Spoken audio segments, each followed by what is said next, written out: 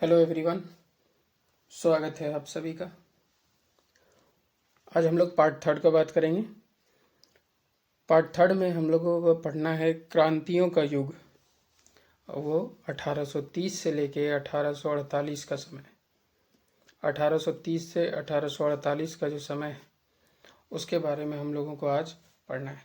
Last class में हमने देखा था कि कैसे राष्ट्रवाद का विचार जो उभर रहा था और उसका अलग अलग लेवल था। जैसे लास्ट लेवल क्रांतिकारी लोग, जब लगा कि बातचीत से सुलझने वाला मामला नहीं लग रहा है, इसीलिए क्रांतिकारियों को उठना पड़ता है।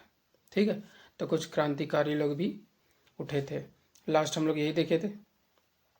नेक्स्ट जो था क्रांतियों के युग में, ये देखिए, अब आपको एक चीज़ बताए थे, याद कीजिए पिछले लेक्चर में, कि ये उथल पुथल का दौर है।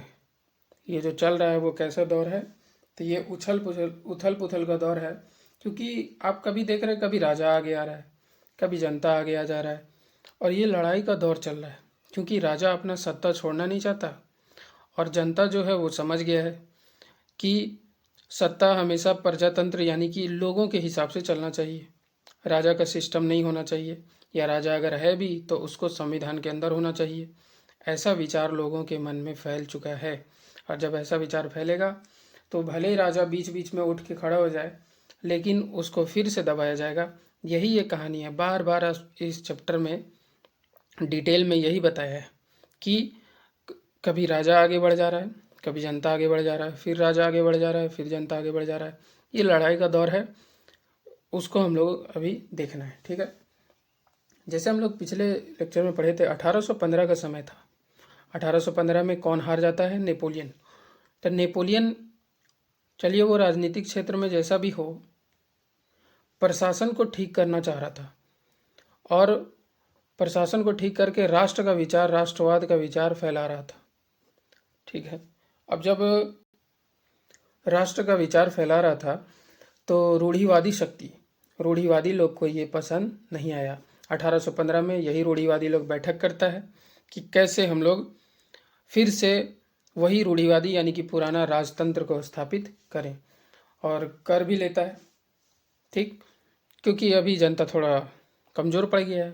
ठीक है, तो देखिए यहाँ लिखा है कि रूढ़िवादी व्यवस्थाओं ने अपनी ताकत को और मजबूत बनाने की कोशिश की। जब रूढ़िवादी लोग अपने ताकत को मजबूत बनाने का कोशिश कर रहा था, तो यूरोप का जो अनेक क्षेत्र है उसमें उदारवाद और राष्ट्रवाद को क्रांति से जोड़कर देखा जाने लगा।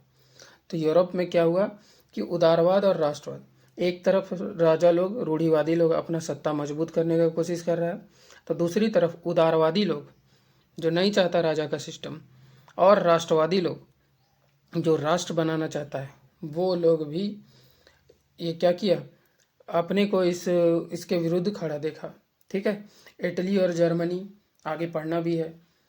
ठीक है, ये हो गया। फिर आयरलैंड, पोलैंड, ये सब ऐसा क्षेत्र था जो ऐसे विचार को आगे बढ़ावा देना चाह रहा था।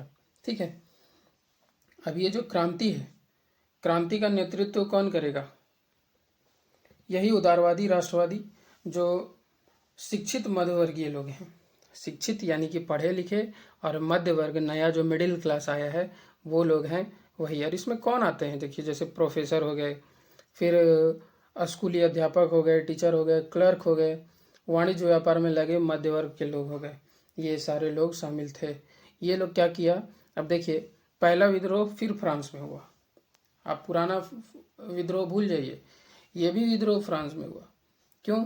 क्योंकि फ्रांस में ही ज़्यादा उथल पुथल हम लोग को देखने को मिल रहा है। पहला तो हम लोग पढ़े थे 1789 में। ठीक है, लेकिन ये जुलाई 1930, मतलब सॉरी, जुलाई 1830, जुलाई 1830 का समय है। यहाँ पे बूर्बो राजा, जो फ्रांस का जो बूर्बो राजा था, बूर्बो वंश का जो राजा था, उसको फिर से 1815 में गद्दी पे बैठाया गया था। कब? वियना की संधि में। वियना की संधि में उसको गद्दी पे बैठाया गया। फ्रांस में जो जुलाई 1830 में विद्रोह हुआ, उसमें फिर से उसको उठा के फेंक दिया। अब देखिए फिर से क्या हुआ, राजा को फिर से हटा दिया, और फिर से वहाँ पे संवैधानिक राजतंत्र लाने का बात किया। और ये संवैधानिक राजतंत्र जो बना, संविधान के अनुसार राजा बना, उसका अध्यक्ष बनाया गया लुई फिलिप को, ठीक है। अब यहाँ पे एक इंसान, वही इंसान जो 1815 में वियना संधि की बैठक में अध्यक्षता कर रहा था, मैटरनिक, वो मैटरनिक क्या बोलता है, देखिए लाइन, कि जब फ्रांस छींकता है तो बाकी यूरोप की सर्दी जुकाम हो जाता है। यहाँ को होना चाहिए, की लिख दिया है।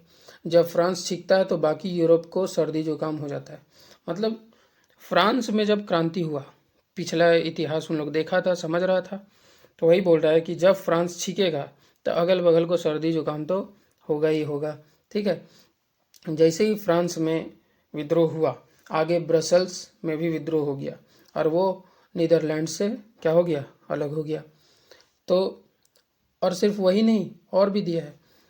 फिर इसका एक बहुत अच्छा एग्जाम्पल यूनान का स्वतंत्रता संग्राम है। यूनान आप लोग जानते हैं, यूनान एक देश है।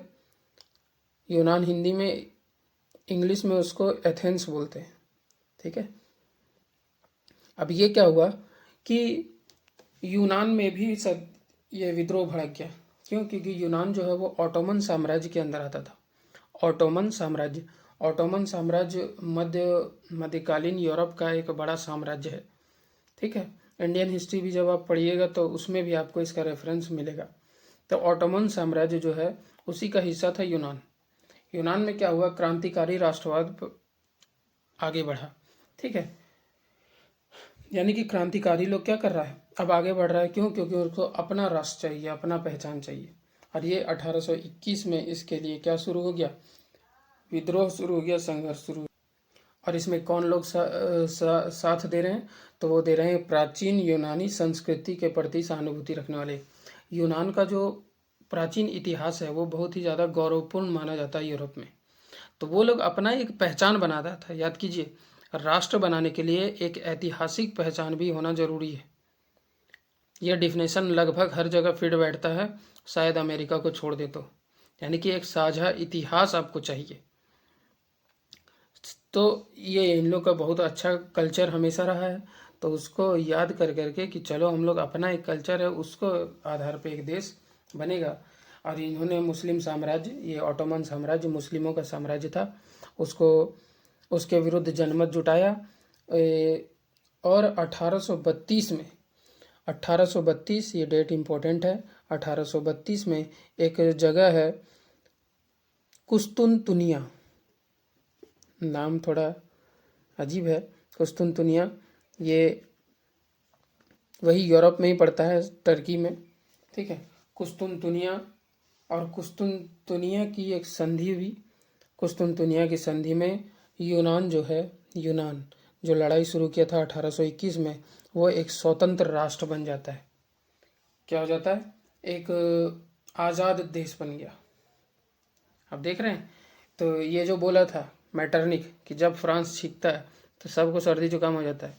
जब फ्रांस में विद्रोह हुआ तो इधर कहाँ पे देखे थे हम लोग, जब फ्रांस में विद्रोह हुआ था तो नीदरलैंड में, और फिर देखे थे यहाँ पे यूनान में। ये लोग भी आज़ादी का घोषणा कर दिया, ठीक है। अब आप लोग सिर्फ लड़ाई पढ़ रहे हैं। एक चीज़ और दिया है नेक्स्ट, वो ये कि क्या सिर्फ लड़ाई के द्वारा ही लोगों में एकता का भाव लाने का कोशिश था? क्या सिर्फ लड़ाई करके ही? जिस तरह हम लोग विद्रोह देख रहे हैं, विरोध देख रहे हैं, लड़ाई होता है राजा के बीच, जनता के बीच, ये लड़ाई ही देख रहे हैं सिर्फ। क्या सिर्फ लड़ाई के द्वारा ही लोगों में एकता का भाव लाया जा सकता था? कुछ लोगों ने इस तरीके को नहीं बल्कि दूसरे तरीके को अपनाया, और उस टॉपिक का नाम है रूमानी कल्पना और राष्ट्रीय भावना, ठीक है। एक कल्पना है, एक सोच है, और राष्ट्र का भावना जगाने का कोशिश है। इसमें थोड़ा आपको देखिए लगेगा कि ऐसा भी होता है क्या, एग्जाम्पल से बात लेकिन समझ आ जाएगा। क्या दिया हुआ है कि ये जो राष्ट्र का विकास हुआ है वो सिर्फ युद्ध से और क्षेत्रीय विस्तार से नहीं, युद्ध के द्वारा और क्षेत्रीय विस्तार से नहीं, बल्कि इसमें कल्चर, संस्कृति ने भी अहम रोल निभाया है। किसने? कल्चर ने भी उसमें क्या किया है, अहम रोल निभाया है। कल्चर क्या होता है? कल्चर होता है आपके रहन सहन का तरीका, आप क्या बोलते हैं और किस तरह का बोली बोलते हैं, कौन सा भाषा बोलते हैं, कौन सा खाना खाते हैं, किस तरह का कपड़ा पहनते हैं, यही आपका क्या है, कल्चर है। यानी कि जो रहने जीने का तरीका है वो आपका क्या है, कल्चर है। तो कला, काव्य, कहानी, किस्से, संगीत, ये सब को मिला के ये सारा चीज़ सहयोग दे रहा था राष्ट्र बनाने में। कैसे? उसी रूमानीवाद को पढ़ना है, रूमानी कल्पना। ये रूमानी कल्पना नाम है, रूमानी कल्पना, ठीक है। रूमानी कल्पना क्या है? एक आंदोलन है, लेकिन वो आंदोलन कैसा है? क्या लड़ाई झगड़ा वाला? नहीं, ये एक कल्चरल आंदोलन है, सांस्कृतिक आंदोलन है, ठीक है। और सांस्कृतिक आंदोलन में खास तरह से लिखा हुआ है, राष्ट्रीय भावना को विकास करना चाहता है। ये नहीं चाहता लड़ाई झगड़ा करना, ये कुछ अलग तरीके से चाह रहा है कि लोगों में एकता का भाव लाएं, ठीक है। ये क्या करेगा?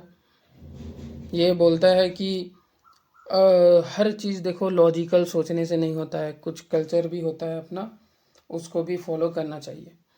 कि हर चीज़ में आप लॉजिक ढूंढ रहे हैं, हर चीज़ में लॉजिक, अरे यार लॉजिक के अलावा एक रोमांटिसिज्म भी तो होता है। हर जगह लॉजिक ढूंढ रहे हैं। तो यहाँ लिखा है, कलाकारों और कवियों ने तर्क, वितर्क और विज्ञान के महिमा मंडन की आलोचना की।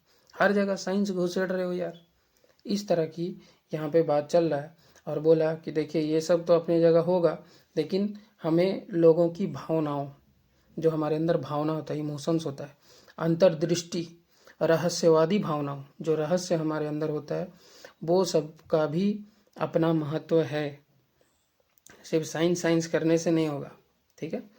तो उनका क्या प्रयास था कि लोगों में साझा सामूहिक विरासत की अनुभूति और एक साझा सांस्कृतिक अतीत को राष्ट्र का आधार बनाया जाए।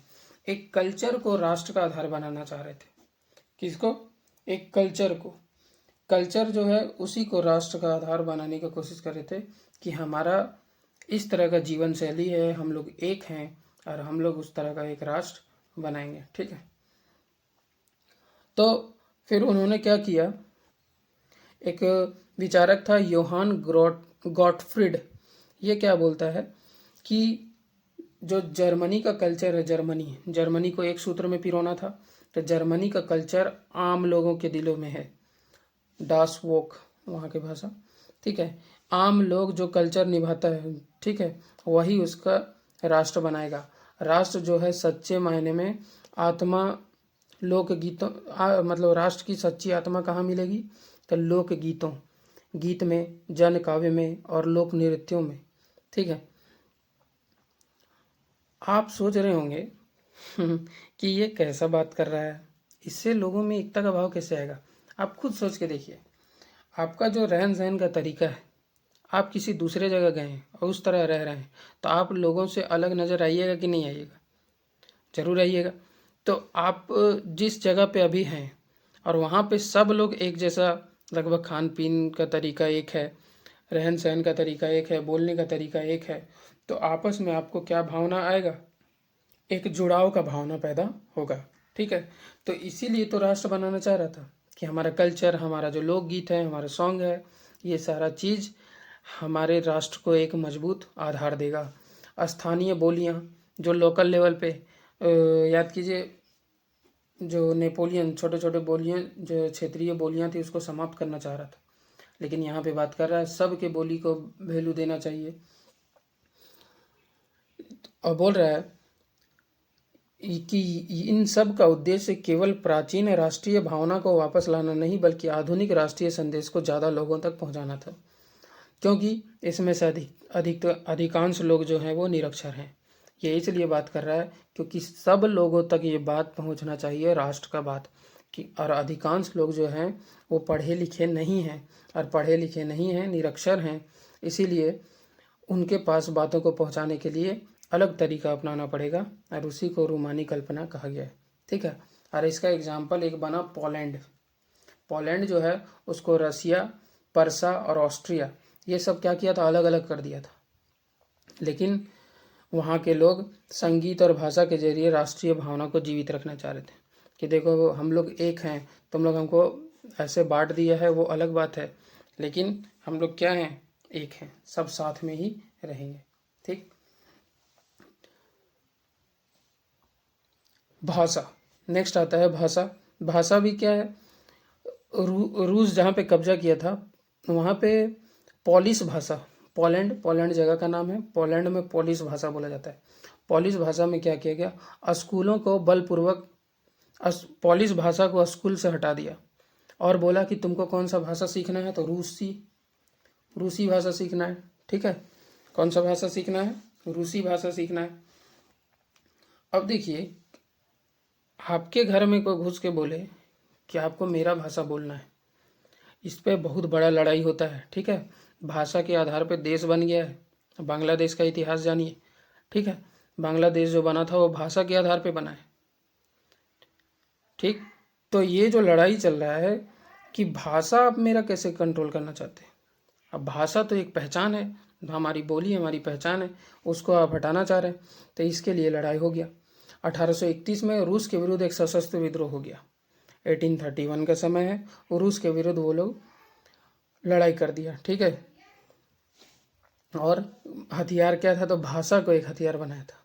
ठीक है, और पॉलिश, यहाँ क्या किया गया, धार्मिक शिक्षा में पॉलिश भाषा का यूज होने लगा। पादरी और बिशप लोग को जो उस भाषा का यूज नहीं करना चाहता था उसको जेल में डाल दिया गया।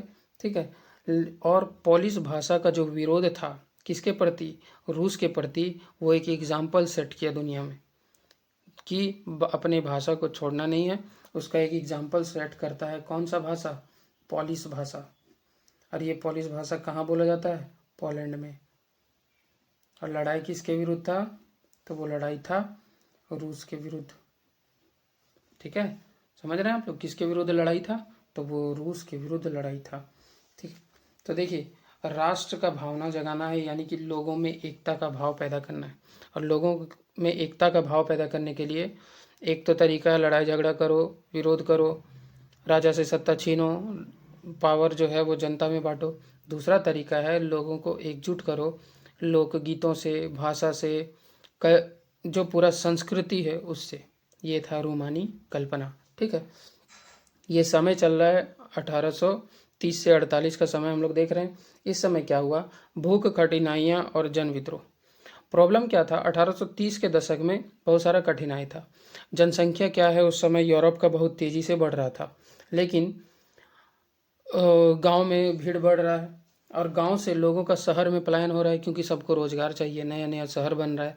और शहरों में बहुत तरह का प्रॉब्लम क्रिएट हो रहा है, क्योंकि भीड़ जब रहेगा, अभी जैसे नगर पालिका वगैरह काम करता है, पहले तो ऐसा कुछ बना नहीं था, तो वो सब बहुत ज़्यादा प्रॉब्लम कर रहा था। कहाँ पे, शहर में। सब लोग कहाँ भाग रहे हैं, शहर की ओर भाग रहे हैं ताकि रोजगार मिल सके। इंग्लैंड सबसे पहले औद्योगिक देश बना है, वो सबसे ज़्यादा डेवलप था। और प्रॉब्लम क्यों क्रिएट किया, क्योंकि इंग्लैंड में जो मशीन में क्या बनता था, जो कपड़ा बनता था, वो पूरा दुनिया में लगभग जाता था और वो बहुत सस्ता होता था, क्योंकि मशीन से बना हुआ प्रोडक्ट सस्ता होता है। ठीक है, तो इस तरह बहुत ज़्यादा प्रतिस्पर्धा था, कंपटीशन था, और कंपटीशन था तो इंग्लैंड जो है वो सबसे आगे बढ़ा था। और सब जो घर में उत्पादन करते थे, जो इंसान खुद अपने हाथों से उत्पादन करते थे, वो लोग बहुत ज़्यादा प्रॉब्लम में दिख रहे थे। और किसान लोग का भी वही हाल। जहाँ देखिए, पश्चिमी यूरोप तो इस सब से थोड़ा हट चुका था। यूरोप को याद होगा आपको, दो भाग में बांटे थे, पश्चिमी यूरोप और पूर्वी यूरोप। पश्चिमी यूरोप का देश काफ़ी ये सब के मामले में कुछ ठीक हुआ था, लेकिन पूर्वी यूरोप अभी भी वैसे ही है। कृषक लोग कुलीन वर्ग के अंदर थे और सामंती शुल्कों और जिम्मेदारियों के बोझ तले दबे हुए थे। अभी भी उन लोग को दबा के रखा गया था। ठीक है, और जब दबा के रखा गया तो ये सब विचार देखिए फैलेगा नहीं फैलेगा, फैलेगा। और जब विचार फैलेगा तो वो लोग भी क्या करेंगे, विद्रोह करेंगे। ठीक, एक प्रॉब्लम क्या हुआ, तो एक प्रॉब्लम क्या हो जाता था फ्रांस में, कि एक तो जनसंख्या बहुत तेज़ी से बढ़ रहा है, यूरोप का खाना का डिमांड बढ़ा हुआ है, और वहाँ पे ओलापात वगैरह होता है। इससे फसल को क्या हो जाता है, नुकसान हो जाता है। कभी अगर गलती से फसल को नुकसान हुआ तो पूरा महामारी टाइप फैल जाता था, लोगों का खाने तक का नहीं होता था। इसीलिए ये सारा प्रॉब्लम वहाँ भूख, कठिनाई और जन विद्रोह होता था। ठीक, आगे क्या लिखा है, 1848 का समय एक ऐसा ही समय है। यहाँ देखिए लिखा हुआ 1848 का ये जो समय है वो एक ऐसा ही समय है। क्या हुआ था, खाने पीने का कमी हो गया और बेरोजगारी बहुत ज़्यादा हो गया, लोगों को काम नहीं मिल रहा था। लोग क्या किए, सड़क पे उतर आए। और वही जो अभी थोड़ा दिन पहले लुई फिलिप बैठा था, उसको फिर से क्या किया, भगा दिया, उसको भी भगा दिया लोग, ठीक है। और फिर से वहाँ पे गणतंत्र की घोषणा हुई। देखिए फिर वही बात, फिर ऊपर नीचे चल रहा है। गणतंत्र की घोषणा हुई। गणतंत्र यानी कि एक ऐसा सिस्टम जहाँ पे लोगों के द्वारा चुना गया प्रतिनिधि बैठा हो, यानी कि लोग जिसको चुनेंगे वो राज करेगा, ना कि कोई राजा। फिर गणतंत्र की घोषणा हुई। 21 साल से ऊपर के सभी लोग को फिर से वोट देने का अधिकार दे दिया गया। काम के अधिकार की गारंटी दी गई कि सबको काम मिलेगा, ठीक है। और काम मिलेगा इसके लिए क्या किया गया, राष्ट्रीय कारखाने बनाए गए। जो फैक्ट्री बनाया गया वो सरकारी फैक्ट्री बनाया गया ताकि लोगों को काम मिल सके, ठीक है। अभी बात होता है कि ज़्यादा प्राइवेट बनना चाहिए, लेकिन उस समय ज़्यादातर जो है वो सरकारी बनता था, खास करके फ्रांस में, ठीक है। और ये जो किसान लोग परेशान है वो 1845 में एक सिलेसिया नामक जगह है, वहाँ पे ठेकेदार के खिलाफ विद्रोह कर दिया, ठीक है। उसके घर में घुस गया, जो कच्चा माल है उसको लूट लिया। यहाँ पे लिखा हुआ है उसके बारे में, ठीक है। और ये भी कि उसके घर को जाके लूट लिया, वो लोग को भागने पे एकदम मजबूर कर दिया। और भागने पे मजबूर किया तो वो लोग कहीं कहीं जाके छुपना चाह रहा था, वो छुप नहीं पा रहा था। बाद में उन लोग सेना को मदद बुलाया और सेना की मदद से वो लोग भागा दूसरे जगह, क्योंकि पैसा वाला लोग है, अपना तो उपाय लगा ही लेगा। उपाय तो लगाया, लेकिन उसको सेना का मदद लेना पड़ा था। और ये जो विद्रोह हुआ था उसमें 11 बुनकर को गोली मारकर हत्या भी कर दिया गया था, ठीक। तो ये देखिए कठिनाई का समय भी चल रहा है, तो बताइए विद्रोह होगा कि नहीं होगा, एकदम होगा। 1848 उदारवादियों की क्रांति। नेक्स्ट 1848 उदारवादियों की क्रांति। अब ये उदारवादी कौन है, उदारवादी एक ऐसे विचार वाले जो चाहते हैं जनता के द्वारा शासन हो, ठीक है। रूढ़िवादी नहीं है, ये उदारवादी है, ठीक। जो चाहते हैं संविधान का शासन हो, कानून के सामने सब बराबर हो, ऐसा विचार रखने वाले लोगों को क्या कहते हैं, उदारवादी। अब ये उदारवादी क्या कर रहे हैं, तो देखिए क्या कर रहे हैं ये लोग। ये जो किसान वगैरह का विद्रोह जो फ्रांस में चल रहा था, उसी के साथ जब देखे कि सब लोग विद्रोह कर रहा है तो हमारा भी विद्रोह होना चाहिए। और उदारवादी लोग गरीबी, बेरोजगारी और भूखमरी से जो परेशान लोग थे, ठीक है, वो लोग जो ये आंदोलन कर रहे थे, उसी के साथ ये पढ़े लिखे लोग भी क्या कर रहे थे, क्रांति कर रहे थे। फरवरी 1848 का समय है। यहाँ क्या हुआ, राजा को गद्दी छोड़ना पड़ा, गणतंत्र की घोषणा हुई, पुरुषों को सार्वत्रिक मताधिकार दे दिया गया, यानी कि सभी पुरुष को वोट देने का अधिकार। स्वतंत्र राष्ट्र राज्य अस्तित्व में नहीं आए, लेकिन ये तो फ्रांस का बात हो गया। अन्य जो देश है वहाँ पे अभी ऐसा सिस्टम नहीं आया, जैसे Germany, Italy, Poland, Austro Hungarian साम्राज्य, वहाँ पे ऐसा अभी बात नहीं चला है, ठीक है। लेकिन ये लोग फिर वही बात कि सीखेगा जरूर, जब फ्रांस में चल रहा है तो अगल बगल भी सीखेगा। और यहाँ पे संविधानवाद की मांग राष्ट्रीय एकीकरण की मांग से जोड़ दिया गया। संविधानवाद का मतलब होता है संविधान के द्वारा शासन। अब संविधानवाद जो है उसी के द्वारा शासन चले, इसीलिए यह डिमांड और भी जगह उठने लगा। और सबसे ज़्यादा इम्पोर्टेंट जो बात था वो था प्रेस की स्वतंत्रता। प्रेस यानी कि जो मीडिया है वो स्वतंत्र होना चाहिए, संगठन बना सकता है कोई भी, और संसदीय सिद्धांत, संसद वाला सिस्टम बनाया जाए ताकि लोगों के द्वारा शासन हो सके। ये उदारवादी लोग का डिमांड था। डिमांड पूरा होगा आगे देखिए, लेकिन फिर से लड़ाई हो जाएगा। जर्मनी में एक शहर है जिसका नाम है फ्रैंकफर्ट। क्या नाम है, फ्रैंकफर्ट। फ्रैंकफर्ट में एक पूरा जर्मनी का नेशनल असेंबली बनाया गया। 18 मई 1848 का समय है। 831 वहाँ पे चुना गया प्रतिनिधि एकदम गया और फ्रैंकफर्ट संसद में अपना जगह लिया। क्या किया, फ्रैंकफर्ट संसद में अपना जगह लेता है। टोटल कितना लोग है, तो 831 लोग हैं, ठीक है। और जाके वहाँ पे बैठा। अब फिर वो लोग क्या किया कि हम लोग जर्मनी के लिए एक नया संविधान बनाएंगे। ठीक है भाई, बना लो। और उसमें क्या बोला गया कि जो राजा है वो संविधान के अंदर रहेगा। राजा किसके अंडर रहेगा? संविधान के अंदर। और फिर वहाँ पे जो परसा का राजा था जिसका नाम है फ्रेडरिक विल्हेम फोर्थ चतुर्थ, ठीक है, उसको ताज पहनाने के लिए बुलाया गया तो मना कर दिया। बोला कि हम ऐसा सिस्टम में नहीं रहेंगे जहाँ राजा का वैल्यू ना हो, संविधान का वैल्यू। यानी कि वो रूढ़िवाद का समर्थन करने वाला इंसान था। ठीक है, अब एक यहाँ पे पेंच है, उसको भी समझ लीजिए। तो यहाँ पे 831 लोग बैठा हुआ है। ये कौन लोग होगा? ये वो लोग होगा जो थोड़ा पैसा वाला लोग है। और ये पैसा कमाया कैसे? कुलीन लोग है, अमीर लोग है, मजदूरों को, किसानों को खेती करवा के, काम करवा के, उद्योगों में उत्पादन करवा के ये लोग पैसा कमाया है। अब ये लोग पैसा कमाया है तो बताइए कि ये लोग कभी चाहेगा कि मजदूर लोग को अधिकार मिले? नहीं चाहेगा, मजदूरों को अधिकार नहीं चाहेगा। तो यहाँ पे जो ये देखिए, जर्मनी का बात हो रहा है, फ्रांस का कहानी अभी अलग हो गया है। अब जर्मनी में जब ये लोग नहीं चाह रहा है कि मजदूरों को कोई अधिकार मिले, तो फिर ये मजदूर लोग, कारीगर लोग, वो भी क्या हुआ, विरोध कर दिए इस संसद का। ये जो नया नया संसद बना, लोग बैठा जाके, राजा भी बोल रहा है कि हम इस संसद, ये सिस्टम को नहीं मानते। और यहाँ पे जो बैठे लोग हैं वो लोग कभी नहीं चाहेगा कि मजदूर लोग, जो कारीगर लोग हैं, उनको अधिकार मिले। इसीलिए क्या किया, वो इसका विरोध कर दिया। अब विरोध कर दिया तो पूरा देश में विरोध हो गया। किसके खिलाफ? संसद के खिलाफ। और संसद के खिलाफ विरोध हो गया। अंत में सैनिक को बुलाया गया और फिर असेंबली भंग हो गया। देखिए, यहाँ पे असेंबली बैठाया था ये लोग, और वहाँ भी असेंबली क्या हो गया, फिर से भंग हो गया।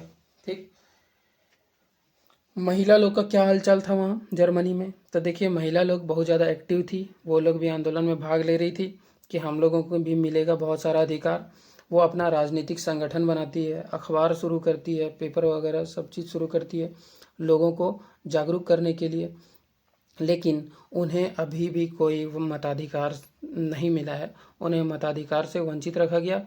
सिर्फ महिला लोग को, वो जो फ्रैंकफर्ट संसद था जहाँ पे 831 लोग बैठा था, फोटो दिया हुआ है, ये जो 831 लोग बैठने का जगह बनाया गया है, उसमें महिला लोग को देखिए दर्शक दीर्घा से बैठ के देखने का अधिकार मिला था कि आप लोग चलिए कम से कम बैठ के देख सकते हैं, लेकिन आपको वोट देने का अधिकार नहीं मिलेगा अभी। ठीक है, तो ये फ्रैंकफर्ट संसद, लेकिन ये भी तुरंत ख़त्म हो गया। लेकिन ख़त्म होने से क्या पूरी तरीके से पुराना सिस्टम आ जाएगा? ये दिक्कत है। देखिए, एक बार जब लोगों के मन में विचार घुल गया तो बताइए क्या वो वापस रिटर्न होंगे? नहीं होंगे। तो क्या हुआ, 1848 में जब वो रूढ़िवादी लोग हैं, वो उदारवादी आंदोलन को क्या किया, दबा दिया।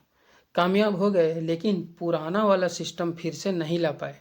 और वो लोग समझ गए थे कि अगर हम इनको रियायत नहीं देते हैं, इनका डिमांड को पूरा नहीं करते हैं, तो ये हमें बार बार देखने को मिलेगा आंदोलन। इसीलिए क्या किया गया, अब वो पुराना रूढ़िवादी सिस्टम पूरी तरीके से लागू नहीं किया गया। और पूर्वी यूरोप, ये जो विचार है वो पूरा पूर्वी यूरोप में भी फैल गया। और पूर्वी यूरोप में क्या किया गया, लोगों को, सबको अब वो अधिकार मिला कि ठीक है, आप लोगों को कुछ अधिकार मिलेगा। ठीक है, और यहाँ पे देखिए, पश्चिमी यूरोप में 1815 से पहले बोल रहा है कि 1848 के बाद पूर्वी यूरोप में कुछ सुधार शुरू हुआ। पूर्वी यूरोप में कुछ सुधार शुरू हुआ 1848 के बाद, जो 1815 से पहले कहाँ हो चुका था, पश्चिमी यूरोप में हो चुका था। ठीक है, फिर हैब्सबर्ग अधिकार, हैब्सबर्ग एक साम्राज्य था, वहाँ पे जितना भी लोग था। और रूस में ये दोनों जगह क्या किया गया, भूदास वाला सिस्टम हटा दिया गया। जो ज़मीन का दास ज़बरदस्ती लोगों से मजदूरी करवाया जाता था, बंधुआ मजदूरी करवाया जाता था, उसको समाप्त कर दिया गया। वही बोल रहे ना, पुराना सिस्टम अब बहाल नहीं कर पाएंगे क्योंकि जनता कुछ जान गया है। भले अभी आपसे लड़ नहीं पाया, लेकिन अभी बहुत कुछ वो जान चुका है। ठीक है, तो इसीलिए वो वहाँ पे वो सिस्टम ख़त्म। हंगरी के लोग जो थे, हंगरी देश का नाम आप सुनेंगे। ठीक है, हंगरी जो है, और वहाँ के लोगों को ज़्यादा स्वायत्ता प्रदान की गई। और लेकिन ये सब भी कुछ पेंच आगे पैदा करेगा, वो आगे आप लोग को देखना है। ठीक, अब ये तो यहाँ तक हो गया, लेकिन कुछ कुछ चीज़